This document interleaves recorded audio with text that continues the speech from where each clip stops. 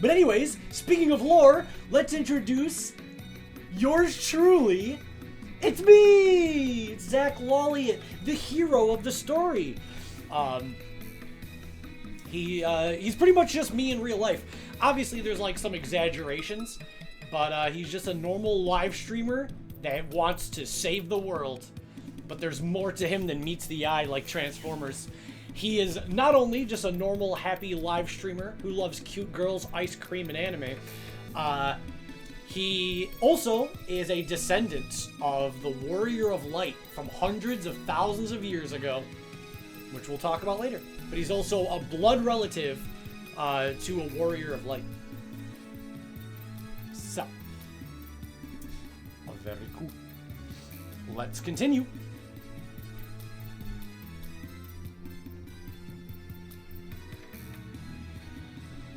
Shit. Hold on, chat.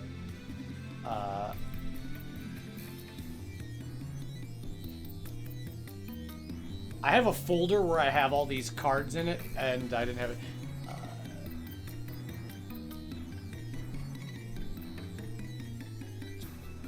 Okay. It won't take this long between cards, don't worry. It won't take this long. It's just I had that one because I made that one more recently than I had the other ones. So this first initial thing. After this, it's going to be boom, boom, boom, boom, boom. Alright, there we go. Alright, now we can continue in style. Next up, whoosh, it's Andrew Dunn! He's also one of the founding members of the Milky Finishers. As you guys will be able to see in the movie, he has a very crazy character arc. It's going to be spoiled a little bit when we go over another character. But he founded the Milky Finishers with me, Zach Lawliet, in 2016. And things started off great. We were the dynamic duo. No one could stop us. We were the heroes of the live streaming universe. But I wonder, hopefully nothing bad happens to this bright-eyed young man. I sure hope nothing bad happens to him. He is a secondary protagonist in the story. Alright. Up next is a villain character. This is Captain Riku. He's just a faceless, evil douchebag. There's not much crazy stuff to say about him, other than he's just a really bad dictator that wanted to destroy or like conquer. He was like a conqueror, you know? Captain Riku was just an evil wizard that wanted to destroy as many villages, you know, conquer as many kingdoms as possible. That's it. He was the very first villain of the Milky Finishers. Andrew and I started streaming, life was good, but then Captain Riku started like destroying everything, and it was up to Andrew and I to gather a bunch of strong fighters to stop him. So Andrew and I started the rebellion against Captain Riku, and like I said, he doesn't have any deep motivation. He doesn't even have like an identity. He's just like Ganondorf, pretty much. He's just like a faceless, nameless bad guy, consumed by power. You know, just think of like a generic, I'm evil, I want to be the king of everything kind of guy. So, all of these characters will be in the movie. I'm just introducing that. That was the very first villain, Captain Riku. Alright. Let's, up next is... This is Zero Lawliet! This is Zach Lawliet's great ancestor. Shortly after the universe was created... I'm going to turn down the music a little bit for myself, so I can talk over it. Shortly after the universe was created, light and darkness kind of battled for which one would win. Because before the Big Bang, darkness was winning, because there was only darkness. But then there was a rebellion by the people who like, followed the light, you know? And those who served the light started a rebellion known as the Big Bang. The Big Bang was literally an explosion that caused millions and trillions of stars, and it gave birth to light and life across the universe. A bunch of different planets, Earth being one of them. And in this initial war between darkness and light, Zero Lawliet was the warrior. The Sage of Light chose Zero Lawliet as the strongest warrior that was tasked with stopping the Sage of Darkness. Who was the Sage of Darkness, you might ask? Also, actually, before we get to that, Zero Lawliet is the warrior of light, but the actual Sage, the leader of the light people, is actually Gino. Gino, he's not the strongest, but he's the wisest, you know? He's got a lot of power, and he's the leader of all that serve the light, but he needed a warrior that was stronger than him. So, if this is the Sage of Light, and Zero is the warrior of light, who is the Sage of Darkness? Well, Chad, that would be none other than the most recent, craziest Milky finisher villain of all time. This is Ouija. His backstory is he came out of the deepest pit of the darkest black hole. At the center of our universe, there is a black hole that has a larger mass than any other before it. And he was a product of a bunch of darkness consuming that gained sentience. He is ridiculously strong, and he has gotten even stronger. We'll get to that later. But he's the big bad villain. And during the initial war, Zero sealed him away for hundreds of thousands of years. He couldn't defeat him. Ouija was too powerful, so Zero was like, fuck, I can't kill this guy. What can we do? Shit. What we can do is we can at least lock him up. You know, like, we can't kill him. He's like immortal, but we can lock him up for a little bit. So he came up with a plan to lock him up, seal him away, until one fateful day he returned. He is the governor of all darkness. Speaking of darkness, and don't worry, the movie will explain all this better than I am. This is just quick spouting shit out. The movie will do a much better job introducing people, letting it breathe, blah, blah, blah, blah, blah. Speaking of darkness, this is the Dark Titan. The Dark Titan, well, I'm not going to spoil it. I'm sure everybody already knows at this point. But the Dark Titan is a huge threat that came from the future. Also, when he was introduced into the story, he is the #1 servant of Captain Riku. But we find out that he was actually using Captain Riku as like a puppet. But when he's introduced to the story, he's literally Captain Riku's right-hand man. He's like the guy like planning everything. He listens to whatever Captain Riku says. But we find out his true motivations later in the movie. Later in the movie, we learn his true motivations, but he's known as the Dark Titan. Also, what I should say is he's got the ability to stop time. It takes a lot of, like, physical stress, so, like, it will severely weaken him, but he can stop time for up to 30 seconds. I know that's, like, how do you stop time for 30 seconds? 30-second intervals of actions that he can do. So, he has the ability to stop time for 30-second intervals, after which he needs to cool down because it literally takes such a toll on his body, he can't spam it. So he can't just, like, stop time for, like, 2 hours and just kill everybody. He's got 30 seconds to work with, and then after that, he's got to wait like an hour or two before he's able to do it again, or else he'll die. So, but that's still a pretty powerful ability. Up next, another villain is Sans the Skeleton, straight from the underground Undertale. During Andrew and I's rise to power, when we started the Milky Smash Invitational, we were on top of the game. We had saved the world multiple times. We were heroes. We restored the timeline. We did the impossible. We defeated all of our villains. But just at that moment, Sans Undertale joined the Milky Smash Invitational, and he vowed to take us down. We'll have to watch the movie to find out what happened, but he was an antagonist for a while, for sure. He was introduced as a villain.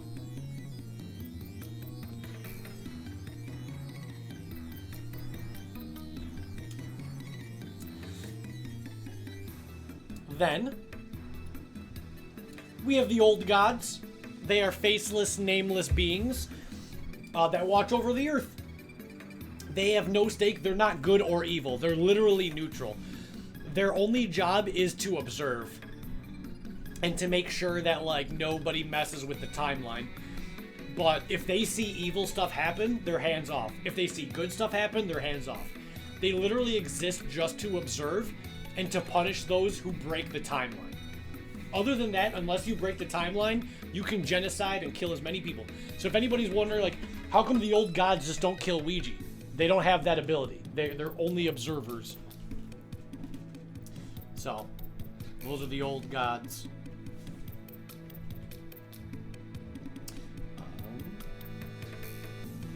There we go. Chat, it's you! It's Twitch chat! These are the many people that have helped out Zach and Andrew throughout the movie. There's many times in which members of Twitch chat show up and they fight alongside, or sometimes members of Twitch chat screw up shit. Perhaps even a member of Twitch chat was able to rise up and stop a villain that not even the Milky finishers could do. So this is Twitch chat! It's all of you guys that watch the streams that are a part of the lore. Up next, this one's a little bit of a weird one, so bear with me. The movie will do a better job explaining these people than not. This is Papuko and Pipimi. So pay very close attention here. These are the most confusing characters in the lore. If you can understand these characters, this is the most confusing part of the lore. So, shut up, Marco. I'm barely getting paid, and I'm the one that spent hundreds of hours editing. I'm barely getting any money for it either. So, Papuko and Pipimi, I know that this is like kind of hard to believe, or like hard to wrap your head around, but they're literally just like fourth wall breaking characters. These are two girls that travel the multiverse. They travel through a bunch of different realities and universes, and they happen to sometimes interact with Zach and the chat and the streams. Are they good, evil? Really neither. They're kind of neutral. They just travel from dimension to dimension, looking for something. We don't know what it is, and occasionally they stumble upon our universe, which is the Milky Finishers universe. So yeah, they are the only characters that are consistent across all mediums. So every time they've shown up, it's canon. It's the same Papuko and Pipimi from the Pop Team Invitational, from Milky Metopia, from Milk Caliber. It's the only time that they are the same characters, because they can literally hop between any medium. So they just kind of show up randomly, and they're not good or bad. They're just kind of troublesome characters. Alright. Next up. Oop, boop, boop, boop. It's Monokuma! So, Monokuma is a bear that wants one thing. He wants despair. Alright? He wants to bring despair to as many people as possible. However, Chet, he is not sentient. He is a robotic bear. He's controlled and operated remotely. Which means, anytime you see Monokuma, that means somebody's controlling it. Somebody's speaking through a voice box and using a laptop controlling it. He is not like a living being. I just want to clarify that. Kind of Rainbow Kappa, but we'll talk about it, and this will be up in the VOD. It'll be up in the VOD, don't worry. I'll publish just this part. But this is Monokuma. Like I said, the only thing you need to know is that he's not sentient. Anytime you show up, what you should be thinking is, alright, who is controlling this guy? Because there's always a mastermind. Where every other character, they're like Papuko and Pipimi, they're actually alive. Monokuma's not alive, he's just a really advanced robot. So, when he shows up in the movie, if you don't already know, you should be thinking like, who is the mastermind? Who is this? Who is controlling Monokuma? Just keep that in mind for the movie. Alright? So yeah, that's all you need to know, is that he brings despair and that he's being controlled by a mastermind.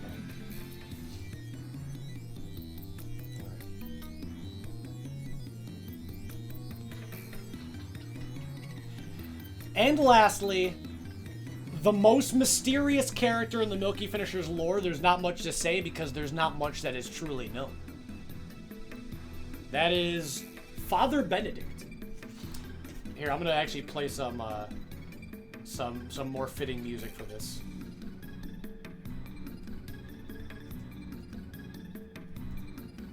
This is his official theme song, by the way. Anytime he shows up, it plays this song, if you've noticed in my trailers. I've literally made this Father Benedict's unofficial theme song. So if you ever hear this, you know that he's connected.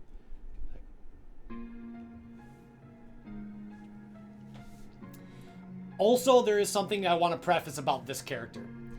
Every other character in the lore, the Dark Titan, Monokuma, Sans, Captain Riku, everybody, even obviously I didn't come up with Sans, that's Toby Fox's character, blah blah blah blah. But all of these characters I purposely wrote and I planned lore for. Father Benedict is the only character that wrote himself. Now, what do you mean by that? He literally injected himself into the lore against my will.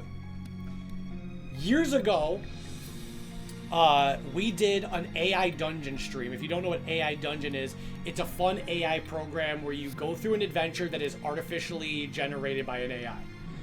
And, yes, Marco, true. Well, actually, it did describe him, though. If you go back and watch the VOD, it did describe him as a dark cloak and a white mask. But, during the AI dungeon stream, a mysterious figure known as Father Benedict showed up in dreams. And also, one of the craziest, like, goosebump-giving mic drop moments is last month, we did an interview with Milky-chan, and all by herself, unprompted, nothing that chat or I said brought this up. Milky-chan said that she's been having dreams of a man that calls himself Father Benedict. So, at random intervals that we have not predetermined, this mysterious individual has been showing up. We don't know where he came from, and we don't know what he's doing. We don't even know if he's real. Could he be a figment of our imagination? An example of collective hallucination? Could he be a malware program? Or is it something much more? Something beyond? The world may never know. Only time will tell. Only time will tell. Alright. Moving on.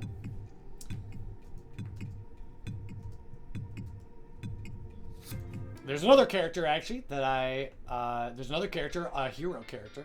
Let's keep going. We're not done yet. It's not over yet, Snake. It's not over yet. Another character that will be in the movie.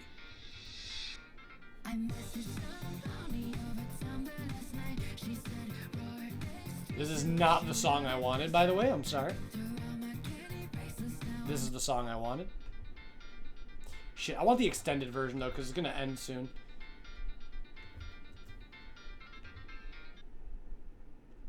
Yeah, perfect. All right. I don't want to have to keep switching songs. All right. Up next, bada boom, bada bing. It's Rainbow Kappa. It's Zach Lawley's friend, and he's the ultimate game designer. If he was in Hope's Peak, his ultimate is the ultimate game designer. And he's a member of chat, but he's his own character because, as you will see in the movie, there was a particular villain that showed up that only Zach Lawley and Rainbow Kappa could take down. So with that, he's actually become like an official character. He's not just a member of chat anymore. He is the ultimate game designer, and he assists Zach Lawley with technical stuff. He's like the tech guy. Anytime Zach needs like assistance or game stuff, he calls up Rainbow Kappa to take down the villains. So. All right. Now listen very carefully to what I said, because you guys might be like, Zach, I feel like you're missing somebody. Hold on. This is the one thing that a lot of my viewers don't comprehend. So, remember how I said Papuko and Pipimi travel between dimensions? All of the Milky Finishers lore takes place in what is called the Milky Finishers universe. Everything. It's just anything that the lore has to do with is called the Milky Finishers universe. Alright? It is a self-contained story. Everything that I just mentioned all happens in that universe. Father Benedict, Ouija, Zero, Gino, Papuko, Pipimi, Monokuma, all of that is the Milky Finishers universe, okay? However, separate from that, like if you were to open up a portal and go to a completely different reality with a different history, different world, different rules, then that's where you would meet somebody else. So I'm going to pull it up right now. So from this point on, we're talking about the second reality. There's the Milky Finisher universe, and there is the Milky-chan universe, in which this is our main character. In the Milky Finishers universe, Zack is the main character. In the Milky-chan universe, Milky-chan is the main character. So in a completely separate reality, we have a sweet, she is a 24-year-old ultimate streamer. If Rainbow Kappa is the ultimate game designer, Milky-chan is the ultimate streamer. She is a sweetie heart, and she has also saved the world multiple times. She's like the Zack Lolliot equivalent of her universe. And she's just a cutie pie girl. She likes ice cream and cute boys, and she hates when people are mean, and she also hates bugs. She doesn't like them very much. Besides ladybugs and butterflies, she likes. But she's cute. And she's got a pure heart. Also, again, from this point on, so this is how you know. Chat, I did this to make it even easier. All of the cards that are blue, if there's a blue border, that's from the Milky Finisher universe. Pink border means it came from the Milky-chan universe. So if you're in the Discord server, that's how you know. Anything with the blue border originated from the Milky Finisher universe. Pink border means Milky-chan universe. So, in the Milky-chan universe, we also have Bombchu Girl! This is Milky-chan's best friend and currently roommate. After their adventure to stop Ouija in their timeline, they moved in together. They're just roommates. They hang out, so Bombchu Girl. I don't know if her boobs are this big in real life, but ignore that.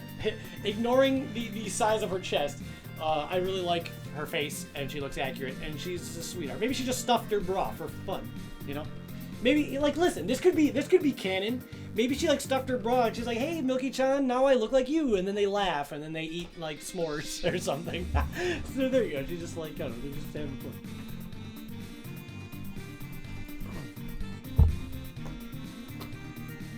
Bombchu Girl's cool, but she's sleepy, and she got fired from her job for falling asleep on the job. And she's wearing Milky-chan's bra. Another character from the Milky-chan universe is Chaos-chan. This was a mysterious spirit taking on the form of a young girl that Milky-chan met on her adventures. She also has amnesia, but she knows one thing, and that she really desires the need to find a family. So, while she is not related to Milky-chan, she is pretty much Milky-chan's like adopted younger sister. Yeah, they're all in the Discord already. Tito. They're all in the lore Discord right now. They're not blood related by any means, but she's like Milky-chan's adoptive younger sister. So that's how they see each other, as like sisters. Where Bombchu Girl is like a best friend. It's a different dynamic. So I also, not to confuse you guys, I do want to say, just because there's characters that were introduced in the Milky universe, there are characters that exist in both. Sans, Monokuma, Ouija, they all also exist in Milky-chan's universe, but they're just different versions. They're just like different reality versions, you know?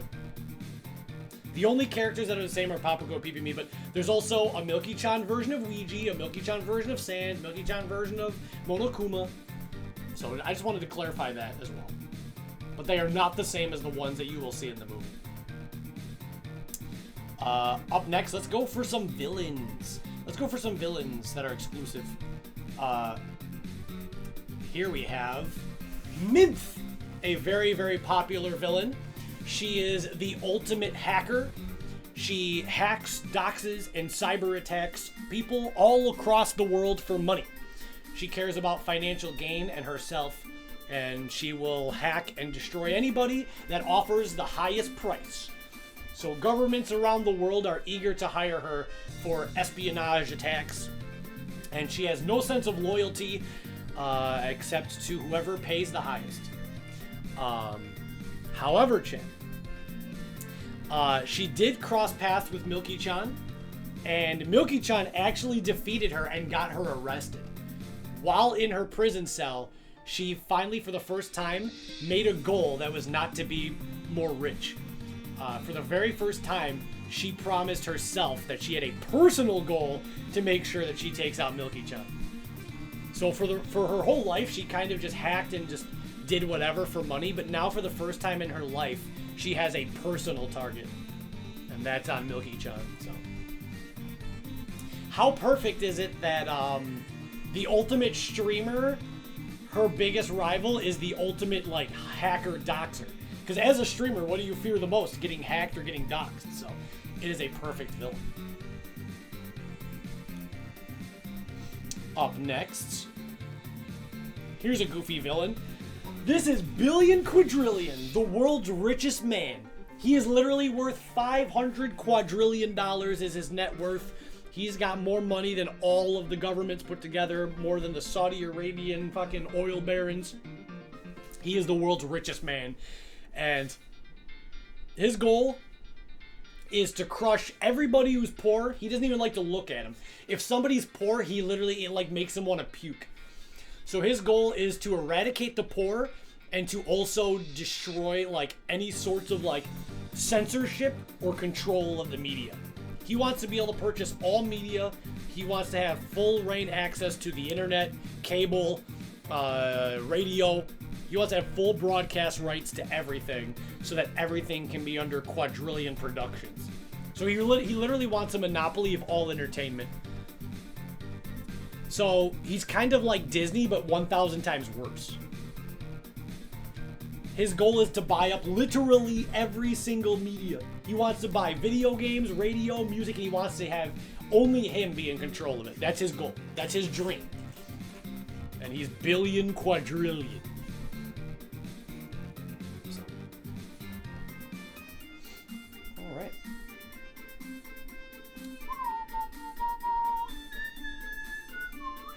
Well, that's it for main characters. Let's go over a couple of artifacts that I also put in Discord today. He would want to buy everything. He doesn't want anybody to have creative control over anything. He wants to be the one that has distribution rights, DMCA takedowns, and legal ownership of every form of media. So, music too. It makes him disgusted when somebody else has a say in something. Which is why he did the music battle. He literally paid off 4 musical artists that fought each other to the death, and we got to see live. So he's the one that hosted Music Battle. The VOD is up on YouTube.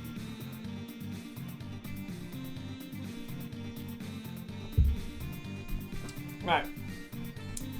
Up next, here's some objects. This is the Bullet of Light. Gino, the Sage of Light, spent 100,000 years meditating. So you guys are like, if Gino's the God of Light or the Sage of Light, why didn't he help anybody? He literally spent 100,000 years cross-legged, sitting, meditating, so he could focus all of his power into one bullet. It took every single day, no sleep, no eating, 100,000 years straight, just to make a bullet. And this bullet contains an entire galaxy's worth of stars. So imagine the Milky Way, and imagine the thousands and hundreds of thousands of stars, all of that condensed energy in one bullet. So, I wonder what that could be used for. This bullet, getting hit by this bullet would be the same as if literally like 500,000 suns hit you at the same time. Like the entire sun. Like our sun in the sky. Imagine it multiplied by like 200,000 or whatever, and they all hit you at once. That's how fucking strong this shit is. There's only one in the whole world. This is it. It's the only one. It's the Bullet of Light, dude. This is Despair Milk. We don't know who created this as of right now, but it is literally milk that causes despair. Now, despair is a very a varying emotion, and it really depends on the person.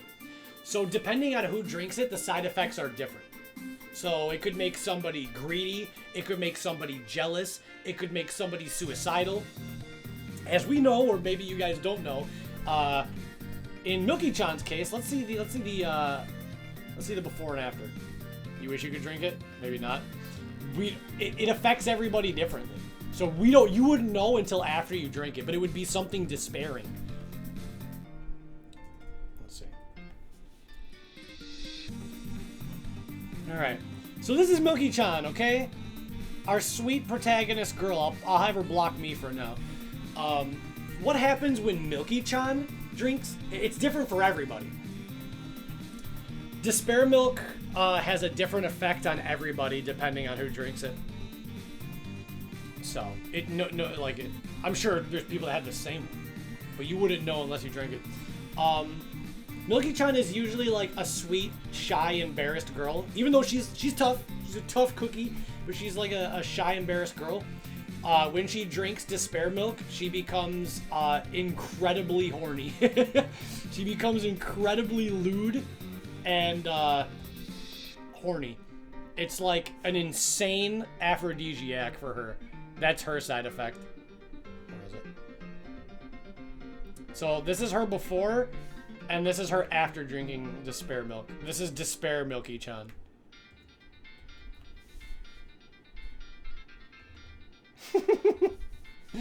You can see the swirls in her eyes. Her hair becomes more disheveled. After drinking despair milk, Milky-chan becomes extremely lewd. So that's what happens for her. So she becomes despair Milky-chan, which is, yeah, exactly, Alexito, is whoops, sorry, wrong button. It is exactly when this picture, because if you look, I know you can't tell, but she has the same swirls in her eyes. She's got like the orangish swirls in her eyes. Because let me tell you something, chat. Normal Milky-chan would never get fully naked at the beach and lay on the table with her tongue out like that. Okay, that's something that only despair Milky-chan would do. If normal Milky-chan was naked, she'd be insanely embarrassed. Despair Milky-chan doesn't give a shit.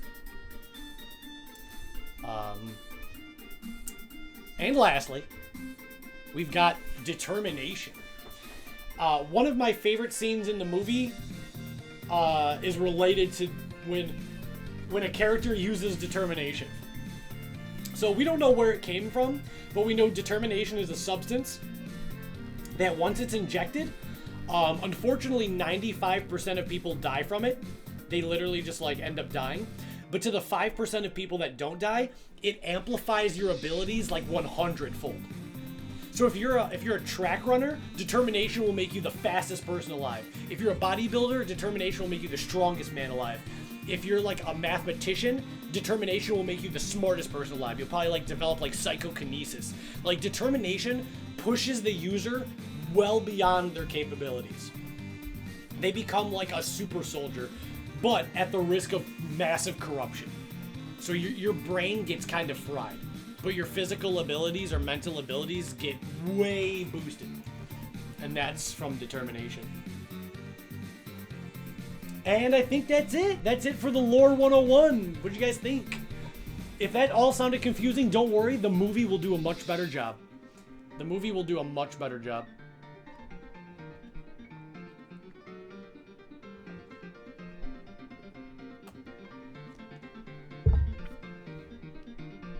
Yeah. That was just a cool Lore 101.